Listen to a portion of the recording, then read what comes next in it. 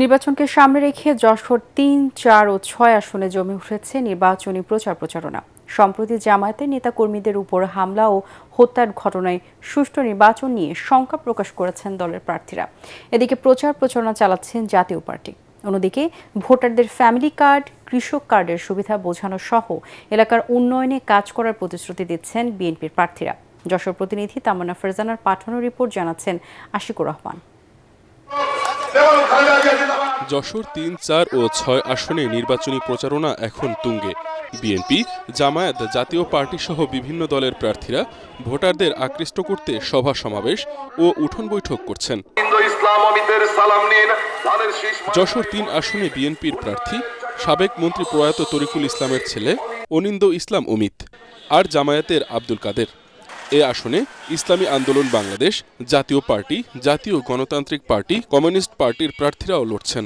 তরুণ যুবকেরা বাংলাদেশের জনসংখ্যার সবচেয়ে বেশি অংশ তারা, আর জনসংখ্যার অর্ধেক হচ্ছে নারী।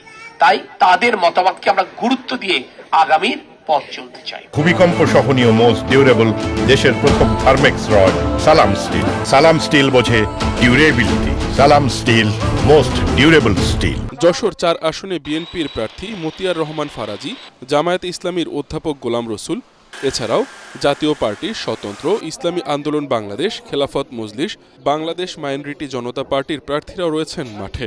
জাতীয় পার্টির প্রার্থী জহিরুল হক অভিযোগ করে বলেন, তাদের প্রচারণায় বাধা দেয়া হচ্ছে। সারা দেশে বিভিন্ন জায়গায়, বিশেষ করে বাংলাদেশ জামাত ইসলামীর যে সমস্ত মহিলা কর্মী, তাদেরকে বেইজ্জতি করা হচ্ছে, হামলা করা হচ্ছে। আমাদের পুরুষ কর্মীদের পর অনেক জায়গায় হামলা করা হচ্ছে। আমাদের জাতীয় পার্টির সকল নেতা কর্মীরা একটু আতঙ্কিত আছে। তাদের জন্য আমাদের মাঠ এখনো পরিষ্কার না। যশোর ৬ আসনে বিএনপির প্রার্থী আবুল হোসেন আজাদ এবং জামায়াতে ইসলামীর প্রার্থী মুক্তার আলীর মধ্যেই হবে প্রতিদ্বন্দ্বিতা। তবে ভোটের লড়াইয়ে আছে এবি পার্টি, জাতীয় পার্টি, ইসলামী আন্দোলন বাংলাদেশের প্রার্থীরাও।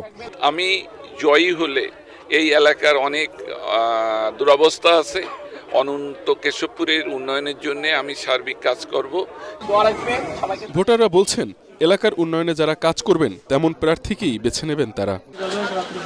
Bureau report, ATN Bangla.